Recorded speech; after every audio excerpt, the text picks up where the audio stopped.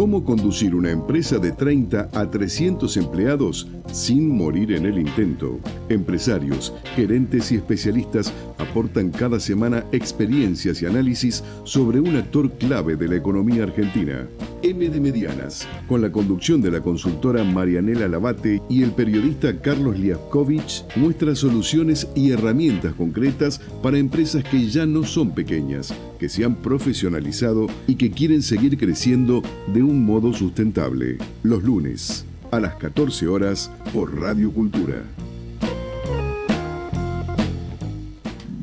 Buenas tardes, bienvenidos otra vez a M de Medianas. ¿Cómo estás, Carlos? Buenas tardes. Salió el sol. Salió el sol, pero llegó el frío, Marianela. Prefiero. ¿Preferís? Sí, por mis pagos está nevando, así que un poco de frío me hace sentir en casa. Les recordamos a nuestros oyentes por qué nos llamamos M de Medianas. Prendemos el GPS. Hoy es un lunes relativamente tranquilo en cuanto a tránsito. El equipo llegó completo y a tiempo, así que eso es un milagro. Pero nosotros vamos a aprender ahora el GPS de las medianas. Así es.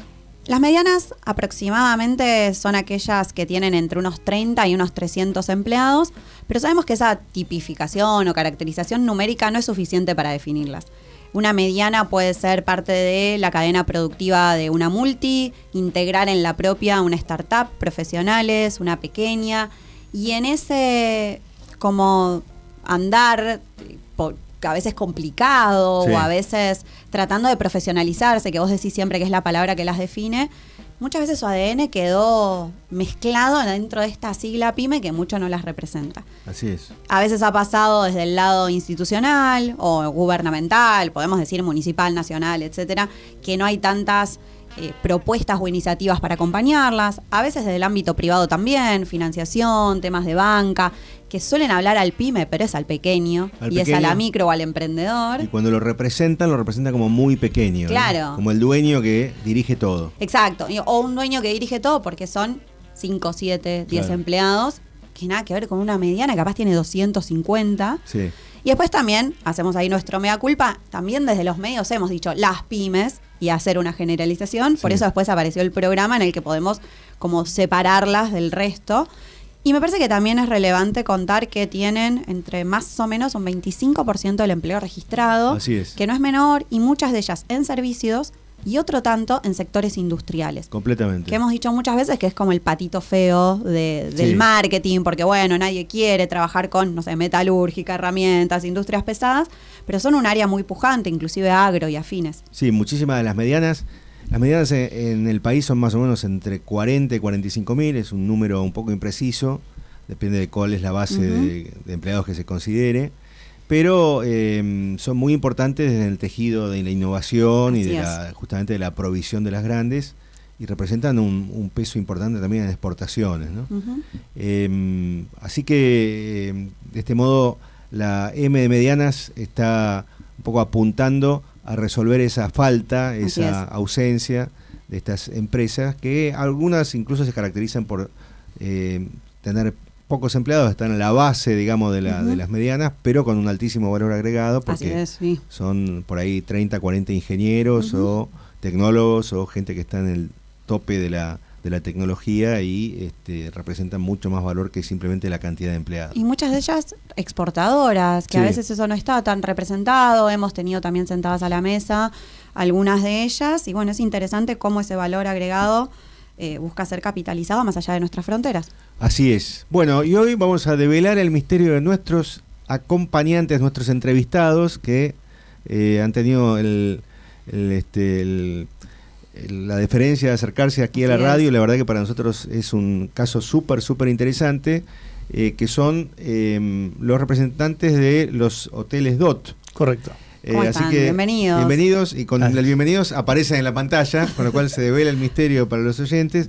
Iñaki González Arnejo, con el gorro, y Fernando Parada Villar, sin el gorro. Iñaki es el CEO y fundador de DOT Hoteles, y Fernando es el CDO, ¿qué es? Sí, director de desarrollo. Sí, director de desarrollo y partner también de DOT Hoteles. Correcto. Muchas gracias por estar aquí. Gracias. Gracias a ustedes. Hemos tenido un solo caso de hotelería de una dueña en un hotel en Villa Gesell. Así es. Mira. Que fue un caso bastante esforzado, su historia y su herencia familiar. Fue toda una trama que mezclaba lo familiar y lo empresarial de manera un poco difícil, ¿no? Sí. Que es un caso muy diferente al de DOT, porque justamente ustedes apuntan, y empezamos a hablar el tema, a la profesionalización del negocio, ¿no? Correcto, sí. Nosotros nos dedicamos a profesionalizar hoteles medianos y pequeños. ¿Cómo arrancaron? Que siempre fluye cuando uno empieza a contar la historia.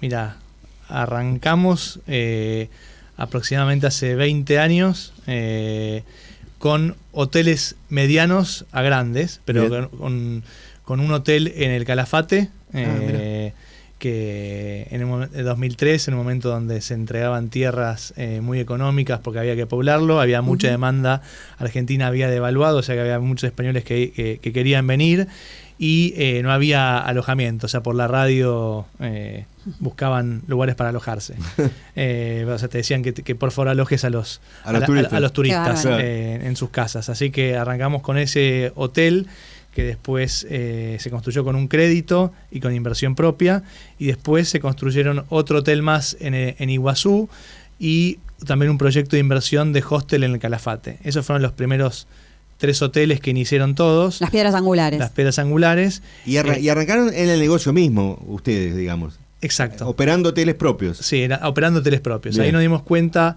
de que en promedio nos iba mejor que el resto, tanto en la gestión, en la ocupación. Nuestro rol siempre fue, Fer es ingeniero, yo soy contador y licenciado en administración, y otro socio que también tenemos, que es también era profesor conmigo de la facultad. Por lo tanto, veíamos las cosas de una forma distinta, no con una óptica hotelera, sino con una óptica de negocios, que eso es una crítica que nosotros siempre le hacemos a las escuelas de hotelería, que te enseñan mucho a dar un servicio, pero no tanto a tener un negocio. Claro. Y ahí dijimos, ¿por qué no empezamos a hacerlo con otros hoteles más? Y empezamos a ofrecer servicios de lo que en Estados Unidos se llama Management Company, que es alguien que tiene un hotel y te contrata para vos manejárselo. Bien. Que es raro, porque le tenés que tomar la cuenta bancaria, le tenés que manejar los empleados, le tenés que contratar y despedir gente y gestionar su hotel, que es raro cuando es su propia, un hotel para un dueño de su propia casa. Están contando un caso de una persona de una la de Villa Gesell que habían tenido, que ve su hotel como algo muy propio, muy propio y como una herencia y como una carga, digamos. No sabía hasta bien ni cómo definir lo que tenía. Negocio habló muy poco de la palabra negocio, ¿no? Claro. Sí. Es una carga pues 24/7. Claro. Entonces ahí nosotros le manejamos el hotel a un tercero, que por lo general en Latinoamérica son familias, son pymes, que son empresas familiares, los hoteles con un activo muy importante. Y después también empezamos a alquilar propiedades, es decir, y también empezamos a juntar inversores para comprar propiedades, remodelarlas y armarlas. Así que así fuimos creciendo a poquitito, hasta que en el 2018 más o menos nos dimos cuenta de que había un nicho que nosotros llamamos que era el eslabón perdido, que eran los hoteles muy independientes, muy chiquititos. Que son hoteles, las boutiques, digamos. Sí, que por lo general perdían plata y tenían dueños, o sea, hoteles de 10 a 25, 30 habitaciones, y tenían dueños que estaban agotados de operarlo, de no tener plata, y se querían salir. Y que estaban odiando el negocio. Odiaban el negocio. Claro. Y entonces ahí dijimos, ¿de qué manera podemos dar un servicio un poquito más paquetizado a este tipo de dueños de eslabón perdido, para que o se vuelvan a operar o nosotros se lo alquilamos o se lo manejamos? Entonces agarramos ese nicho que por lo general las cadenas no lo abarcan, no lo quieren agarrar. Siempre hablamos de la idealización o la utopía que tiene un dueño que quizás arranca un proyecto hotelero o un negocio hotelero pensando que va a invitar a sus amigos a cenar todos los fines de semana. Claro. Y después se da cuenta que está detrás del mostrador vendiendo habitaciones de hotel todas las noches. Entonces ahí es como cuando el proyecto, el sueño se le transforma en un trabajo diario, y es cuando de alguna manera entramos nosotros, entendemos cómo funciona el negocio, tratamos de eficientizar un poco los costos y hacemos o intentamos hacer que el negocio sea rentable. Claro. Recién, y antes de seguir avanzando, ustedes dijeron, o vos, Iñaki, pequeño hasta 20, 25 habitaciones, mediano y grande, ¿cuántas más o cuántas serían? Y mira, por lo general yo te lo clasifico, pequeño es hasta 20 habitaciones, de 20 a 40 para mí es mediano, Sí, 20, 50. Y arriba de 50 para mí ya es un hotel que tiene escala. El hotel en general, que es una de las industrias que más emplea gente por dólar invertido, a diferencia del petróleo, de un montón más, genera mucho empleo. El problema que tiene es que es un negocio de altos costos fijos y bajos costos variables. Por lo tanto, hay un circo armado que da lo mismo si lo tenés armado para 10, 20, 30, 40 o 60. De hecho, entre un hotel entre 20 habitaciones y otro de 60 es el triple de grande, pero tiene por ahí 2 mucamas más. Pero el circo está armado igual. Tenés gerente, recepcionista, etcétera. Tenés pocos costos variables. Por lo tanto, si uno no lo tiene muy bien en claro, se puede pegar un palo rápido si no lo administra bien. Entonces, administrar la baja escala es importante. O sea, nuestro expertise es cómo hacer que un hotel pequeño administrar muy bien los recursos humanos y no humanos para que eso sea eficiente. Y bueno, aprovecho porque justo decías esto, que quizás hay un salto pequeño entre ese circo armado que suma. ¿Ustedes también ayudan a esos hoteles eventualmente cuando se enamoran o la persona los cede, también a que crezcan habitaciones o a que crezca o dejar esas habitaciones y crecer en calidad o penetrar en alguna otra área? Te respondo ahí esa, y es que por lo general nosotros agarramos el hotel con el muerto está ahí o hay que reanimarlo, o sea, el dueño ya está cansado.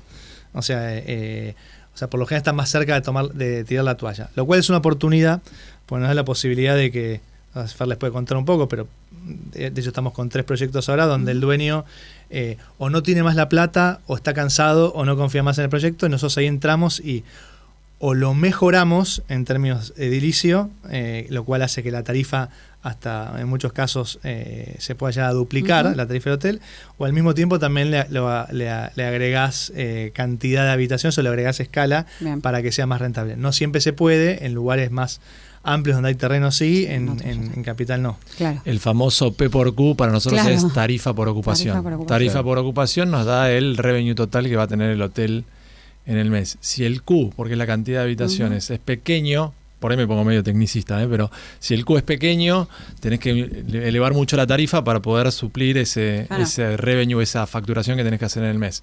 Entonces a veces, por ejemplo, hemos desistido de proyectos de pocas habitaciones, de 8 o 10 habitaciones, porque el P por Q no daba en locaciones donde la tarifa es baja. ¿Está bien? Entonces es muy importante a la hora de evaluar un negocio, incluso para el que se lo quiere poner por primera vez. Mucha gente cobra una indemnización, no sé, de X cantidad de dinero, y dice, me voy a poner un hotel en Villa Langostura porque me encanta la plaza, siempre me gustó la Patagonia. Sí. Y después se encuentra con este dolor de cabeza que hablábamos recién, ¿no? Entonces se pone un hotel pensando que voy a poner 8 habitaciones a muy alta tarifa, y después la tarifa esa no se traslada al mercado y el tipo se encuentra con un dolor de cabeza. Hay 2 actores en el mundo hotelero que habrán recibido insultos y elogios de manera paralela, que son las plataformas, digamos, para viajeros, desde TripAdvisor a Booking a tantas otras, y Airbnb como el gran cuco que parecía que venía a comerse la industria. ¿Cómo está ese vínculo en 2026? ¿Cómo se han adaptado en el negocio hotelero? ¿Qué cambios imaginan? Mira, el amor-odio existe, pero es inevitable, como pasa en cualquier industria. O sea, como los supermercados, en definitiva, la disputa está en el poder de quién es el dueño del cliente.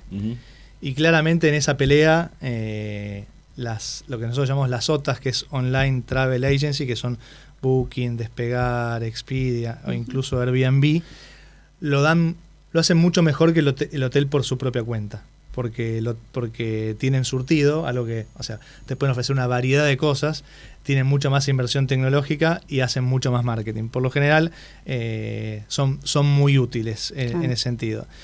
Cobran una comisión muy cara, por eso los hoteleros las odian en cierta forma, las aman y las odian al mismo tiempo porque generan muchos clientes. Te genera mucho Q, pero poco P, digamos. Claro. Exacto. Son muy buena vidriera, pero después llevan un porcentaje importante.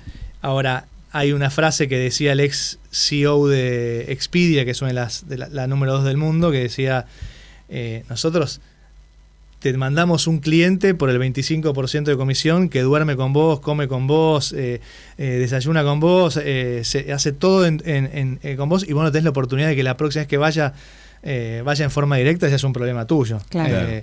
Entonces, ahí el hotelero también no ha sido muy hábil. Nosotros lo trabajamos mucho, nosotros más o menos medimos mucho el mix, nosotros llamamos mix de canales, que es el porcentaje de venta o de reservas que vienen por un canal. Ujú. El canal directo, que es cuando te llaman a vos, o hablan por WhatsApp con vos, o el propio motor de la página web, o una consulta por email o lo que sea, es más o menos el 50% en nuestra cadena, 50-52. Y el resto viene por canales que llamamos indirectos, Ujú. que por ser indirectos te cobran una comisión o una Claro. tajada. Pero algo que nadie sabe, o que muy pocos hoteleros lo saben, es que por lo general todas las búsquedas se inician en una OTA, Sí. Sí. en Booking Ujú. o Expedia o Despegar. Y ¿cómo se llama? Y por lo general hay una cosa que se llama efecto cartelera, que esas personas que entraron a ver el hotel ahí en la góndola del supermercado, después agarran el celular o Van por agarran separado. y lo googlean o Exacto. lo buscan, y ahí está la oportunidad de uno de decir, che, ¿cómo atraigo a una persona que ya se fijó que le interesaba mi hotel en Booking o en Despegar, como para que lo reserve en forma directa y no por acá? Las OTAs ahí ofrecen mucha financiación, lo cual es muy bueno. Eso responde a tu pregunta de la OTA. Si querés, Fer, vos contarle la importancia de nuestra reputación Bien. de TripAdvisor y de... Solo para agregar lo de la OTA, es importante estar en la góndola. O sea, viste, este amor-odio que hablaba Iña recién es súper importante, porque el hotelero a veces se enoja Claro, obvio. con decir, che, no quiero estar acá porque me está cobrando un 20% de comisión, pero si no estás acá o no apareces acá, después no Sí. vendés. Y después hay un tema súper importante a nivel reputación, que todas estas OTAs o OTAs te miden la reputación, y la reputación es un factor determinante a la hora de vender. Hoy por hoy nosotros googleamos un hotel en Google y te sale qué puntuación tiene tu hotel, y por ahí lo que nosotros llamamos el walk-in, que es la persona que está buscando hotel en el destino y no sabe ni a dónde ir, se guía por por Google y te reserva en el momento, o te aparece directamente en Claro, es la en prueba recepción. social, ¿no? Y es el espacio donde alguien se tomó el trabajo de dejar una reseña, y la gente cada vez como que confía más en eso. Uno en su propio sitio, más allá de que podés levantar comentarios de terceros, es como medio inchequeable, ¿no? Es decir, más de 100%. 7 de cada 10 clientes nos vuelven a elegir. En cambio, vos en Google sabés que eso no se puede alterar, salvo campañas para juntar reseñas y demás. Mirá, yo hoy por hoy creo que no miro una película sin leer reseñas, porque no me quiero morfar las 2 horas de la Sí, película que no o me un gusta. café de menos de 4,3, no sé, no voy. Digo, exacto. uno tiene su vara en eso. Pero miro también la armado. cantidad de reseñas. También. También, Menos de 200 sí. no miro, porque También. difícil que tenga 200 primos, pero Mirá, amigos, entre amigos nuestros y primos. gerentes los gerentes de cada hotel tienen objetivos económicos en función de las reseñas. Ah, Así mira. que Sí, tienen un objetivo de costos, se divide en dos, objetivo de 50% de costo y 50% de lo que llamamos reputación. Entonces, el personal tiene que estar por encima de 9 puntos de reputación, por ejemplo, ¿no? Entonces, la persona, el gerente que está encargado del hotel, cobra a fin de mes un plus o un bono por cumplir ese objetivo. Así que sí, la reputación para nosotros en la hotelería en general es como respirar. pero, Claro. pero igual los gerentes odian las críticas, porque muchas veces o son injustas, o sobre todo las que son del ejemplo, che, el hotel no tenía pileta. Sí, no tenía pileta. Claro. Claro. Lo que te está queriendo decir es que estaría bueno, que hubiese estado bueno que tenga pileta. Lo cual te da una oportunidad también de mejora, ¿no? Sí. Porque te habla de lo que el cliente que va ahí, si se repite mucho, probablemente tenga que hacer una pileta, o si se repite mucho gimnasio, probablemente tengas que encontrar la forma de tener un gimnasio. Hay que Sí. escuchar al consumidor para poder hacerlo. Pero es verdad que a veces da bronca, y tenemos un gerente que no es muy hábil contestando, por ejemplo. Claro. Entonces tuvimos que pasarlo por ChatGPT con una regla para que Claro. lo aliviane. El problema es que los servicios estamos hechos en el vínculo mutuo de personas que experimentamos, y si yo voy medio de malas a un hotel o a una experiencia turística, es probable que también eso implique un cristal, ¿no? Digo, uno trata de mantener ciertos estándares de respuesta, a veces el cliente no lee, digo, quería sí. climatizada, no, era fuera y sin climatizar. Bueno, digo, también esa es la parte difícil, me parece, Sí. de desandar en los servicios y ser como muy claro a la hora de educar al cliente. Sí, ahí hay una cuestión que tocaste, un punto que es interesante, que es, en el mundo en general se está orientando hacia dos caminos: los hoteles súper tecnológicos, donde vos casi no ves a la recepcionista o al recepcionista y vas directo y entras a tu habitación. En Estados Unidos pasa eso hoy por hoy. Y tenés la contracara, que es el hotel casi súper personalizado, donde vos no te digo que tenés un botón que te abre la puerta porque eso un poco se perdió, pero tenés ese tipo de personalización. En los que tenés personalización, vos tenés un punto de contacto como para evaluar, che, el tipo vino pensando que iba a haber una pileta climatizada, no la hay. Puedo salvaguardar o puedo reflotar esta situación. En el hotel en que el tipo entra, o tecnológico, no se encontró con la pileta no estaba climatizada, y la review te llega y perdón por la expresión, te la tenés que bancar. Sí. Pero está bueno ese punto que tocas. Es como que los dos caminos que están tomando el mundo hoy por hoy es, che, me voy a y nosotros también lo validamos todo el tiempo, porque nosotros, un hotel corporativo en Buenos Aires, decís, claro, y por ahí ¿para el tipo qué viene, tanto ¿para qué mimo? tanto? Vamos a bajar los costos y darle servicio por otro lado, ¿no? Que tenga wifi excelente, que la ducha de agua caliente obviamente no pueda fallar, un montón de cosas, que la entrada que el ingreso al hotel sea muy liviano. Sí, capaz valora más una tintorería adentro. Exacto. Sobre todo el viajero de negocios, que viene con poca muda, que tiene que estar vestido de forma profesional o lo que fuere, ¿no? O un buen centro de convenciones adentro, o un buen gimnasio para despejarse, 100%. por encima de alguien atento y un desayuno con mermelada artesanal. Exacto. Qué bueno que tenemos casos de hotelería boutique también en Buenos Aires, donde el tipo, la persona, el huésped, viene buscando otra cosa y ahí sí la atención es bastante más personalizada. Ustedes ofrecen 3 tipos de gestiones, digamos, como para resumirlas. Una es la gestión total, la comercial y el alquiler. Lo del alquiler me dejó ahí como desconcertado, pero ¿qué implica cada una? Digamos? Y ahí el alquiler, te cuento, el alquiler que es, si querés lo definimos como el mayor compromiso, que es donde el dueño se va de la propiedad, nosotros le alquilamos el inmueble, le pagamos un alquiler fijo mensual por el uso de ese inmueble, para nosotros comercializarlo, hacer el negocio. Nosotros nos hacemos cargo del personal que él tenía y empezamos a encargarnos de ese personal y a pagar sus sueldos. O sea, tomamos el riesgo del negocio y el dueño empieza a cobrar un alquiler fijo. ¿Y ese alquiler para algún empresario hotelero, alguna familia hotelera que está ahora conduciendo establecimientos y quiere analizar esa posibilidad, más o menos qué porcentaje es de la venta o cómo se hace el cálculo? Es el 50% de lo que nosotros estimamos que nosotros podemos lograr de ganancia con ese hotel, supongámoslo en general. Si el hotel pensamos que puede generar $20.000 de ganancia, el alquiler debería ser de $10.000 fijo para el dueño. Okay. Y nosotros de $10.000 a riesgo. Eso se puede ir, lo que él lo tiene fijo, nosotros lo tenemos en forma a riesgo o variable. Pero eso es más o menos el esquema que nosotros hacemos. Por eso depende mucho de la evaluación inicial del hotel que hacemos antes de tomarlo. Y también tiene que ver mucho que ver con la historia que venía acarreando el dueño. Por ejemplo, con la reputación, digamos. Y, por ejemplo, si el dueño le iba muy bien, pero estaba cansado de operar, el dueño por lo general tiene la expectativa de seguir ganando lo mismo sin ocuparse, lo cual no existe en ningún lugar del mundo. Claro. Eso, es decir, che, te lo alquilo, pero me quiero llevar los mismos 20 que yo me llevaba. Claro. No, ahora te estás llevando 10, pues esos 10 van para nosotros que nos podemos hacer el riesgo del negocio. Si al dueño le iba mal, por ejemplo, supongamos que perdía 5, pagarle 10 son 15 arriba de lo que él venía. Se retira entonces, contento. Encima estaba cansado y enojado, te lo entrega con un moño. Entonces, depende mucho de eso, pero esa es más o menos la regla que tenemos con respecto al plan de alquiler.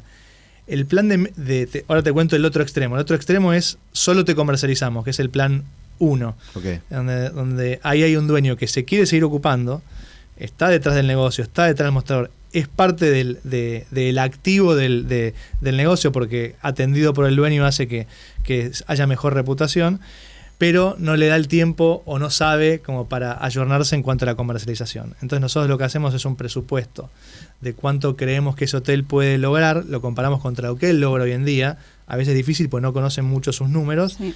Y en función de eso le decimos, mira, entre $1.500 y $2.000 por mes nosotros nos ocupamos de hacer la comercialización integral del hotel. Tenemos todos los sistemas, todo el marketing, todo el revenue management, que es el manejo de las tarifas. Que incluye también las OTA. Incluye todo eso, y el dueño se dedica a recibir la gente, a administrar, a pagar los sueldos, a armar el equipo, etcétera.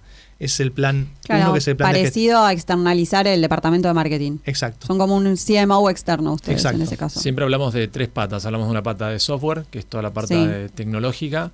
la pata de marketing, y hay una tercera pata que es súper importante en hotelería, que la ven mucho las aerolíneas, que es revenue management. Es cómo pongo la tarifa correcta en el momento correcto, en función de una demanda. Entonces, cómo maximizo los ingresos del hotelero en todo momento, ¿no? Sí, sobre todo en una industria que más allá de que en ciertas ciudades o lugares muy puntuales va rompiendo la estacionalidad, sigue teniendo muy marcada. Sí. Indistintamente de donde estés, ¿no? Pero decimos, no sé, Bariloche, Mendoza, Patagonia, decís, bueno, fuerte invierno y ahora de vuelta al verano.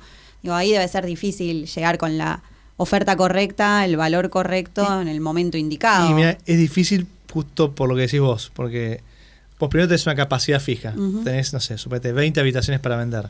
No es como el helado que decís, che, es que ajusto la producción y produzco 40 en verano y 10 en invierno y me ajusto a la demanda en función de eso. Acá tenés siempre 20, que esas 20 seguramente hubiese tenido más demanda para enero, febrero, pero después en mayo y en junio las tenés solamente se te ocupan 10.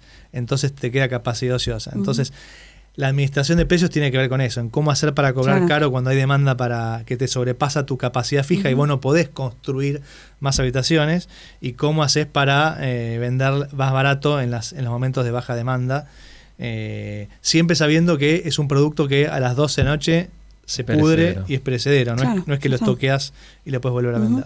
Y yo te interrumpí y nos quedaba una tercera, una como más del medio. Es la del medio.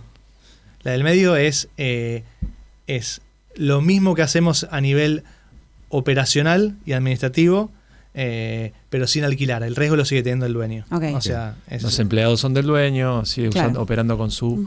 Y te agrego una cuarta, que es la fabricar el hotel. O sea, buscar los inversores, comprar el terreno, armar el hotel de cero. Que esa es como, si querés, la de más largo plazo, que puede llevar entre 3 y 4 años, ¿no? Bien. Y esa última es para plazas que están desarrollándose, es decir, lugares que en general no cuentan con suficiente no necesariamente. Contá la de Miami, el hotel en Miami. No. Ahí hay de todo, digamos. Por lo general tratamos de buscar plazas que estén consolidadas. Por ejemplo, ahora estamos analizando un hotel en Iguazú y acabamos de juntar inversores para hacer un hotel en Miami que ya abrió. Abrió en abril de este año. ¿Y ahí qué busca? Un buen momento, premundial, fue un buen momento igual para... sé que no fue tan bueno el mundial, pero de hecho fue mejor abril que el mundial en tarifa y ocupación. Mirá, mala mía, esa es la falta de tacto en el presupuesto decía que iba a ser mejor, fue lo que sucedió. Mirá. Sí. ¿Y ahí digamos, cómo perfilan un hotel con tanta oferta en Iguazú y en Miami nada menos? Digamos, ¿qué es lo que buscan como diferencial o cómo hacen investigación de mercado? Mira, lo que se hace siempre es, vos lo que haces es analizás la cantidad de plazas o de habitaciones que hay en el lugar, ¿no? Y lo que vos agregás, cuánto agrega. Y si eso roba o no roba, pues las plazas por lo general lo que hacen es van creciendo en demanda año a año. Ejemplo, Miami es una plaza que año a año crece. Iguazú puede ser que no. Por lo tanto, si la plaza no está creciendo y vos agregás más inventario, en definitiva... estás comiendo lo que tienes. Le vas a salir a comer una torta que se achicó a otros. Claro. El problema, pero lo que pasa es que si vos entras con un producto nuevo y la plaza está obsoleta, en Argentina, ahí donde ganás. Igualmente en Iguazú, por ejemplo, tratamos en Argentina, más que hacer hoteles desde cero, es agarrar hoteles existentes, remodelarlos y agregarles más escala. Entonces ahí es como... es mucho más sabio. ¿Y por qué la punta a punta de Miami Iguazú? Primero porque somos argentinos y nos tira un poco la patria y las locaciones que son buenas, como pueden ser Iguazú, Mendoza, la Patagonia, Bariloche, Calafate, Buenos Aires ni hablar, son plazas que ya están demostradas y no tenemos que ir a abrir hacer, como decimos nosotros, ser ministro de turismo de Villa Pegüeña, que es un destino que está ciertamente medio consolidado, pero que hay que hacer un laburito atrás de exposición. Entonces ahí lo que nos tira la pata más argentina. Después en Miami abrimos dos hoteles en Roma, son plazas recontra consolidadas, donde quizás el negocio es más a largo plazo, pero sabemos que no tiene las vicisitudes que puede llegar a tener un mercado argentino, ¿no? Perfecto. Bien.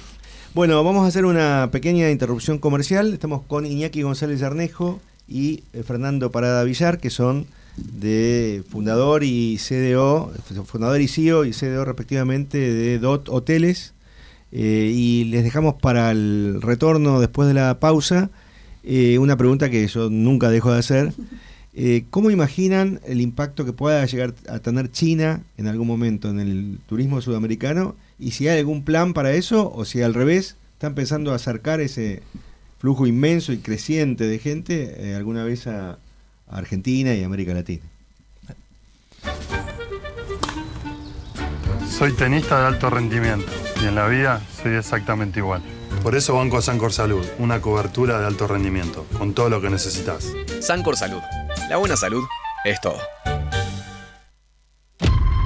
Si disfrutás del cine europeo, las historias intensas, las miradas diferentes y el talento del cine contemporáneo, Eurochannel te ofrece cada día una cuidada selección de películas de toda Europa, thrillers, dramas y grandes producciones actuales.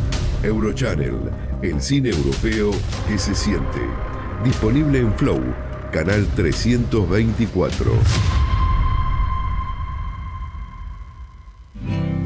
Todos los martes, Fernando Estrada te acompaña en un recorrido por los valores del campo. Martes, 19 horas, por Radio Cultura.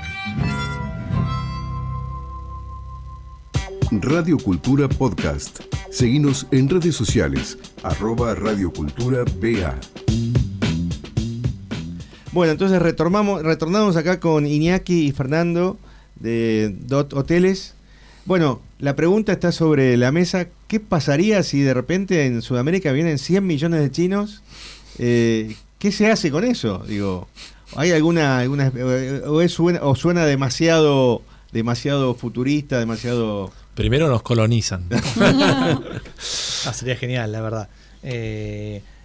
Si me preguntás a mí, y con Fer lo creemos, y bueno, estamos en esta industria y lo vamos a defender igual, es que Argentina tiene un valor agregado turístico y debería ser una de las puntas de lanza a nivel industria de Argentina, por los lugares que tiene, por los paisajes y por la cultura, etcétera.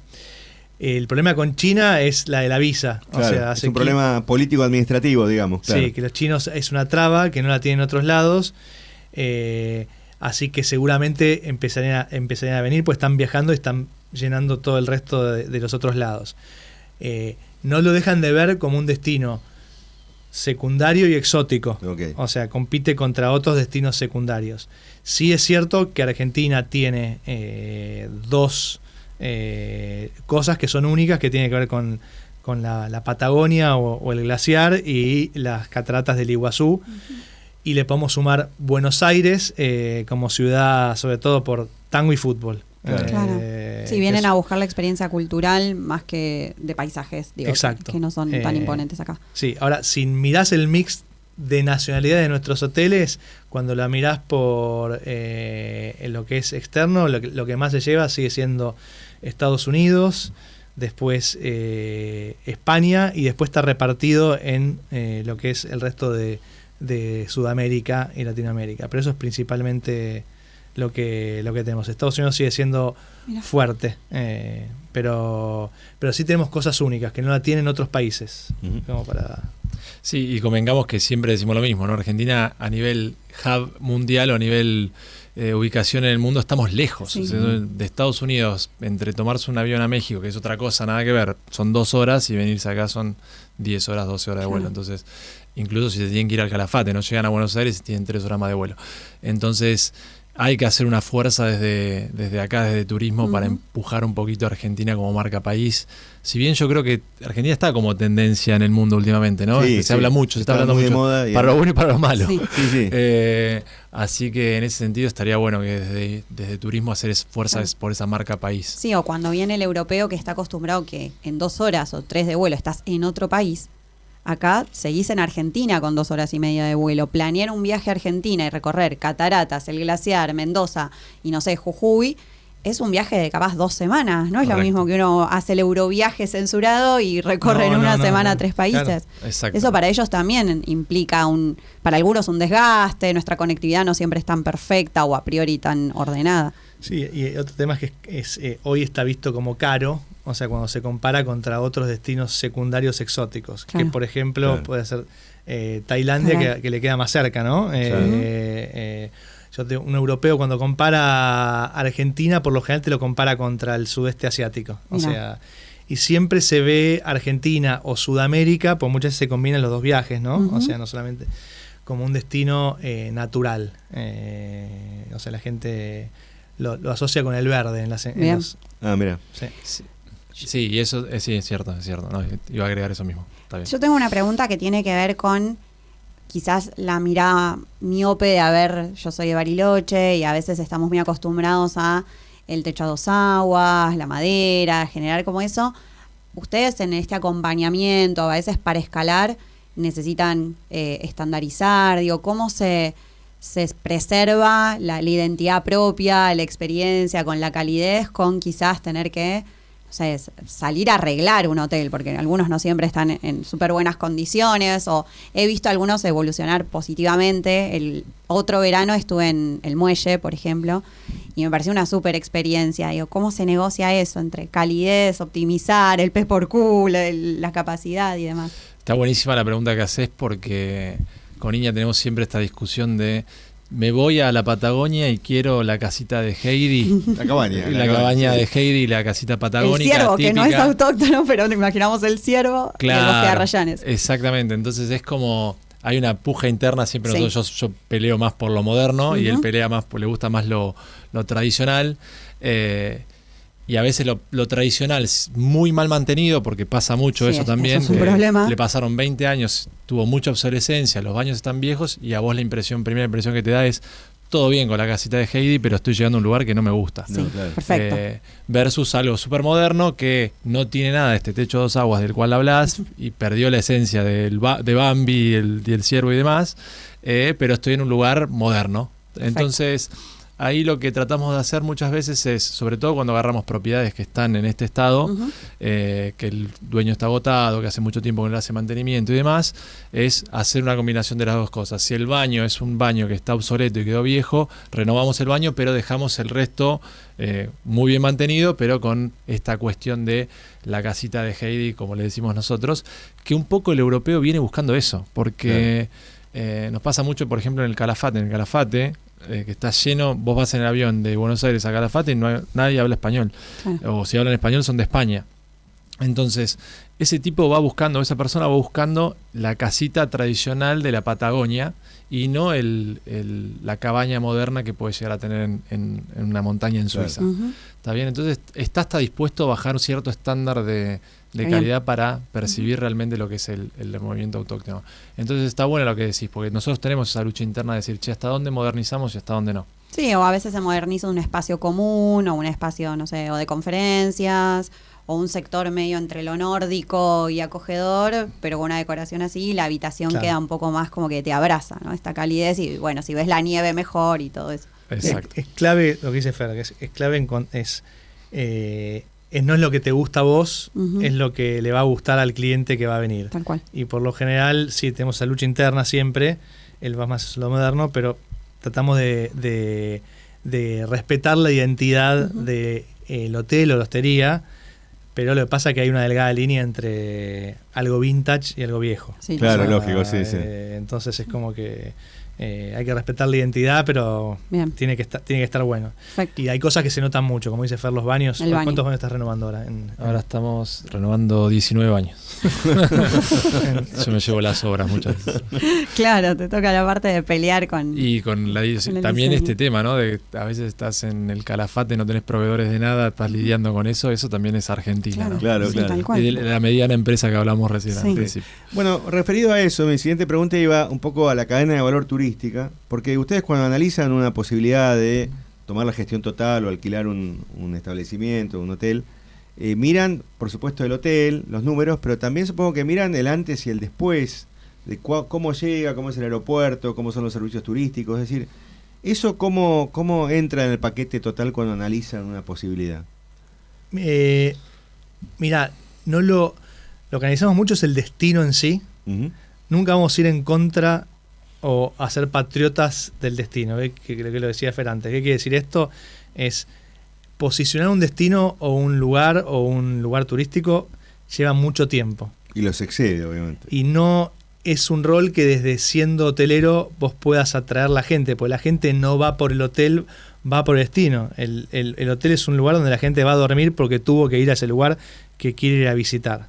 Entonces, lo miramos mucho para comprender cuál es la estadía promedio, por qué la gente va, etcétera. Pero nunca desde un hotel vos vas a poder hacer eso, salvo que seas un hotel grande y que te transformes en un hotel como destino en sí mismo. Claro. Por ejemplo, el ejemplo que doy es Sofitel Cardales. La gente no va a ese hotel porque va a Cardales y ve dónde dormir. Va a ese hotel. Claro, para cortar la semana, para hacer un día de spa. Pero eso requiere tiempo y marketing. Claro. Ya que está de Wyndham Nordelta, que es nuestro por lo menos. Claro.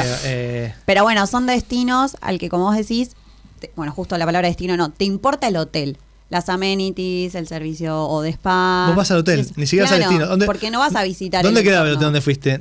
Quedaba en Cardales, suponete. Claro, pero no salís a hacer una visita guiada por Cardales. Exacto. Entonces ahí es donde nos fijamos mucho en eso, sobre todo para entender la estadía promedio, cuánto la gente gasta. Por ejemplo, en Calafate tenés excursiones que van, no sé, $500 en mini trekking, por ejemplo. Sí. Entonces las tarifas hoteleras permiten acompañar pues, que sean más altas. En Iguazú, todo mucho más barato.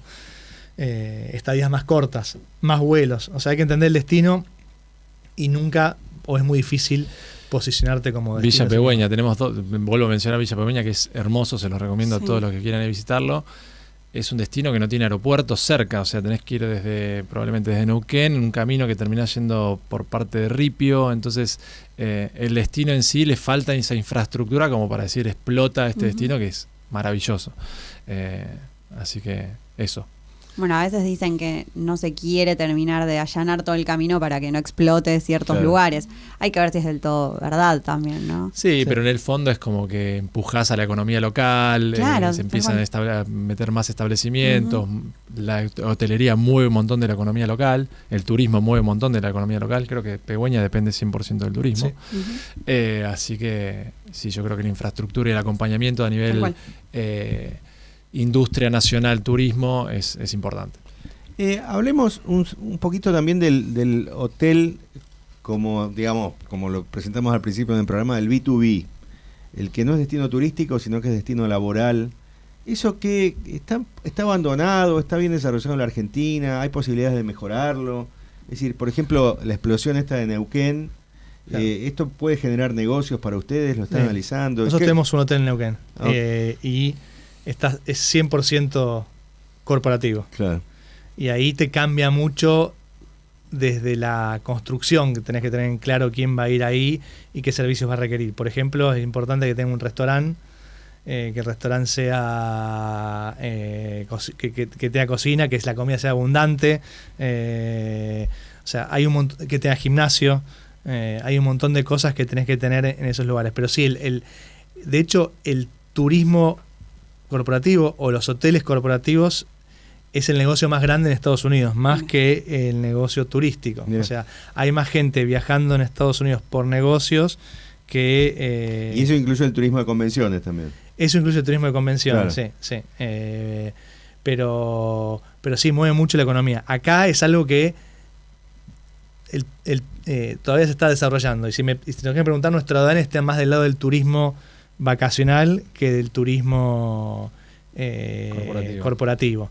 Es como que en Argentina todavía pasa mucho de que la gente se aloja en un hotel que es de turistas, pero como persona que va a trabajar. Claro. Que tiene particularidades muy concretas, o sea que no importa tanto la vista, la habitación tiene que ser cómoda, tiene que tener buena ducha, tiene que tener un desayuno muy temprano y bueno, tiene que tener gimnasio, tiene que tener... Salones flexibles para hacerlo grande, chico, mediano, claro.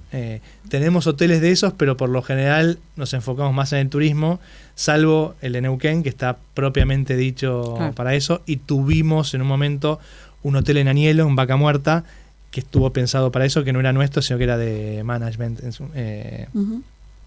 Así que eso es un poco...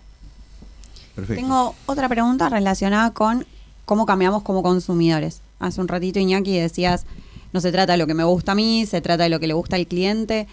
¿Qué empezó a pedir de distinto o a esperar o a reclamar el cliente que quizás no pedía hace 5 o 10 años Bueno, atrás? yo te digo los dinosaurios, si querés. Claro, sí. Que se fueron muriendo con el tiempo. Vos ibas, yo me acuerdo que yo viví un año y medio en Chile y los primeros 2 meses me alojé en un hotel y había 2 tipos con una galera en la puerta que te abrían, Claro. 2 vestidos. Bueno, eso no existe más, salvo en algunos hoteles de 700, 800 de la noche, Claro. en ciertas ciudades del mundo. Entonces, el doorman, que es el tipo que te abría la puerta, o sea, su rol era casi como un granadero, pero que te abría la puerta, Sí. ese tipo desapareció, no hay más. Sigue estando en el convenio. Después desaparecieron todo lo que sea botones o bellboy o como se llama, todo eso desapareció por el hecho de que antes el objetivo de eso era que vos llegabas con muchas maletas, las maletas no tenían rueditas, o sea que había que levantarlas y subirlas, entonces El ascensorista. el ascensorista. Claro. Entonces hubo un montón de roles que todavía siguen estando en el convenio colectivo de trabajo, Pero que no existen en la que no práctica. existen en la práctica. Y que muchos hoy no los valoraríamos como usuario. Entre una carrión, una valija con rueditas, digo, uno se va olvidando que existieron Exacto. esos roles. Claro, y hoy el Wi-Fi, como hablábamos antes, es un pasa no pasa. Hace 10 años quizás era un nice to have, ¿no? Era como, Sí. me Claro. gustaría tener el Wi-Fi, pero hoy si no tengo Wi-Fi no voy a ese hotel. Sí, No, Wi-Fi es Clave. casi como el agua, Sí. y todo eso hizo que haya como una especie de revolución, porque en un país un poco sindicalizado, si querés, como es Argentina, tenés un problema de que la gente estaba muy tabulada. O sea, yo soy recepcionista, o sea, este es mi sector de confort, se cae un papel allá, y Claro. eso no es recepción, eso es bellboy o es Limpieza. limpieza. Claro. Entonces hoy en día los negocios hacen que el recepcionista se tenga que dar la vueltita, levantar el papel, y eso no estaba ni enseñado ni en los libros de hotelería, ni en los convenios, ni nada. Entonces hay como una cuestión incómoda que está sucediendo, que nosotros la tratamos de luchar, porque en el mundo ya la dio vuelta. Y el último cambio, si querés, que hay es mucho check-in online, que es lo que contaba Fer. O sea, vos hay mucha comunicación por WhatsApp, y que vos haces tu propio check-in y acceso a tu habitación. Tiene que estar muy bien armado, pues está un poquito mal armado, o sea, Se cae. se cae, exacto. Respecto del personal, ¿cuáles son las digamos, las habilidades que ustedes buscan para tomar personal? ¿Esto depende del destino? ¿Depende del cómo es el estándar, digamos, que establecen? Mira, depende del destino, que es difícil, y te diría que una de las problemáticas que hay es esta del multitasking, que tenemos esa problemática. Los buenos, Fer, si querés contarle un caso de un gerente que tenemos, muchos no vienen de la hotelería. O sea, si me preguntás a mí, yo estoy un poco, no sé si enojado o en contra de las carreras hoteleras, porque están muy enfocadas a un servicio de hotel 5 o 6 estrellas que sacan al mercado alumnos y futuros trabajadores que después no se encuentran con la realidad esa en Argentina. O sea, porque acá en Capital, en Buenos Aires, hay 5 estrellas, hay 7. O sea, después el resto, cuando vos miras la economía, son todas pymes de hoteles 4 y 3 estrellas Claro. en Argentina. Entonces, La oferta no está adecuada a lo que es la... la oferta no está adecuada, Claro. y el que estudió se encuentra en una realidad distinta a lo que estudió. Es Claro. como que tiene que rotar por varios sectores, Eh. que no va a estar toda la parte como, no me va a salir ahora el ceremonial y el protocolo que quizás hay en un 5 estrellas o similar. Claro, un check-in, por empezar, si vas a ir a un lugar a trabajar de host, a un lugar que casi el check-in online, no hay protocolo de check-in. Claro, no hay nada. O sea, Claro, claro. entonces, ahí, Fer, si querés contar el caso, tenemos o sea, el multitasking o el todoterreno es el perfil que buscamos hoy en día en nuestros hoteles. Eso iba a decir, hoy creo que no solo en la industria hotelera, sino que en todas las industrias hoy se valora mucho el tipo que hace como le llamamos, el extra mile, ¿no? El que está dispuesto a hacer un poco más y no se le caen los anillos por tener que embarrarse. Y tenemos el caso emblemático de un gerente de hotel en Mendoza, en Valle de Uco, que el otro día faltó la mucama y se puso a hacer las habitaciones, y en ningún momento se quejó. Y es un tipo que nosotros lo valoramos y lo tenemos estandarizado como allá arriba, como decimos, che, queremos seguir el modelo de este pibe, que a veces es muy difícil de replicar, ¿no? Porque tenés el gerente que viene de la escuela hotelera tradicional que le cuesta, o sea, amalgamarse. Y hoy en un mundo, en un contexto donde los costos pesan muchísimo, donde casi el 50% de los costos de un hotel pegan en recursos humanos, tenés que tener muy bien aceitado que esas figuritas que pones en el hotel, porque tienen que ser un poco lo que decía él, ¿no? Un poco multitasking y a saber adaptarse a los momentos. La realidad es que en una recepción de un hotel, a la mañana vos tenés los checkouts, y que por ahí es un poquito más ajetreado hasta el mediodía, pero después el tiempo es bastante más suelto. Entonces, esa persona, como nosotros tenemos una gestión de staff dentro de DOT, que manejamos todas las reservas, la comercialización, el recepcionista no le queda trabajo por hacer a nivel emisión de facturas y demás. Entonces tiene cierta capacidad ociosa para hacer otras cosas. Entonces hoy estamos tratando de romper ese manual de hotelería tradicional para decir, claro, che, ¿por qué no empleamos a estas personas en otras cosas? Un ejemplo de eso que está bueno, para hacer una idea, nosotros tenemos un socio que fue gerente de un hotel 5 estrellas acá de Buenos Aires, y que tiene 800 habitaciones. Y el recepcionista, ahí sí era el libro de recepcionista, solamente de recepcionista, y tenés cola como en la aerolínea. Claro. O sea, y hacía check-in y después check-out. Y ahí es donde decís, che, pará, el libro está pensado para ese. Ahora, ese mismo libro en el hotel de Villa Langostura, tenés a un recepcionista viendo YouTube hoy, todo el tiempo. O por lo menos 4 horas. ¿Qué pasa? O sea, vos y no por culpa de él, por culpa de que está. Entonces, si vos no decís, che, date la vuelta para agarrar el papel, porque también es parte de tu laburo, y ayudás en otra cosa, que es hospitalidad, porque en definitiva, claro, hospitalidad es servir al huésped, y es parte de que ayudémoslo en todo, como si viniese a mi casa. O sea, entonces ahí es donde tenemos más trabas, pero estamos dando esa batalla. Tenemos buenos empleados. Sí, tenemos buenos empleados. Sí. Lo saco un segundo de la gestión y del negocio en sí para ver un mito que circula, que probablemente haya sido tema de conversación o de preguntas para ustedes, que es el tema de usar a la hotelería para lavar activos. ¿Esto existe? ¿Esto cómo funciona? ¿Está generalizado? ¿Es algo puntual? En nuestra industria no, porque al ser hoteles tan pequeños, este famoso Q pequeño no me da la escala. Si yo no soy eficiente y busco hacer algún negocio paralelo secundario, se nota en 2 minutos. No es que tengo potestad de decir, che, mañana no tengo huéspedes y compro medialunas, igual como sucedió en algún momento, y te medían por la cantidad de medialunas para ver si estaba lleno o si estaba vacío. Nosotros no tenemos esa oportunidad. Quizás en un hotel de mayor escala... No. ¿Es algo habitual, digamos, en otra...? Yo creo que antes sí. Antes sí, ok. Ahora está cada vez más complicado porque vos antes era un lugar donde se pagaba en efectivo. Y eran muchas transacciones, son muchas habitaciones. Por lo tanto, la famosa lavado es porque eran lavanderías que era por pago en efectivo. La realidad que hoy en día... es completamente irrazonable eso. Es casi imposible porque el que elige cómo pagarte, elige pagarte por un medio... un medio electrónico. Entonces, por empezar, hay mucho, pero mucho más blanco en la industria de lo que antes había. Claro. Y sería raro que un hotel de 200 habitaciones todo el mundo te pague en efectivo. Claro, claro. Entonces ahí es donde apareció esto. Uy, mirá, que esto que estaba acá. Pero viene bien esto para desterrar mitos que circulan y que siempre aparecen y que, bueno, explicarlo racionalmente y decir, claro, igual se puede hacer porque si lo haces bien se podría hacer. Claro. Pero claramente... No se me ocurre como en hoteles pequeños. Tenés que declarar más ventas de generar huéspedes ficticios, no resiste auditoría. Claro, no resiste auditoría, y Arca tampoco se chupa el dedo, digamos, y te va... Hoy está muy controlado todo. Está muy controlado, claro.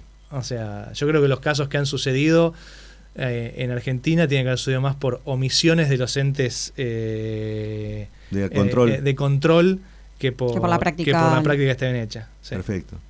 Bien, y como para cerrar, ¿qué consejo le darían a alguien que tiene un hotel y que quiere empezar a analizar alternativas? ¿Qué debería mejorar? ¿Qué debería mirar Yo, Fer, le diría uno que haga un análisis, por lo menos un Excel o una servilleta con algunos números, pues muchas decisiones se toman porque me gusta o porque yo viajé. Sí. De forma caprichosa. Por lo general, el que tiene un hotel es un activo entre 500.000 y depende del tamaño del hotel, ¿no? Pero y 3 millones de dólares. O sea que es alguien que tiene dinero. Y si tiene un hotel, tiene seguramente una casa, auto. Por lo general pone un hotel el que ya tiene una industria de algo o es dueño de algo. Bien. Entonces pasa mucho de que me voy a ir en un negocio y me voy a poner con mi familia porque me gusta, me voy de vacaciones, un hotel en tal lado. Arrancan las pesadillas. O sea que y lo maneja mi hija que está estudiando o mi hijo que está estudiando o no. Nosotros decimos el primo que maneja las redes. Yo le digo el sobrinity manager. El sobrinity manager, sí. El sobrinity manager, me gusta. Que te maneja las redes y que te hace todo y ya que está como estudió, o sea, y te encontrás con un negocio. Claro. Entonces, primero que haga un análisis de lo que eso va a hacer. Y después que vea bien la escala, yo le diría. Que vea bien la escala, que pelee mucho hoy. Si tenés un hotel funcionando, pelea mucho por la reputación, porque la reputación es lo que te posiciona en las OTAs, en las góndolas, es lo que te hace vender.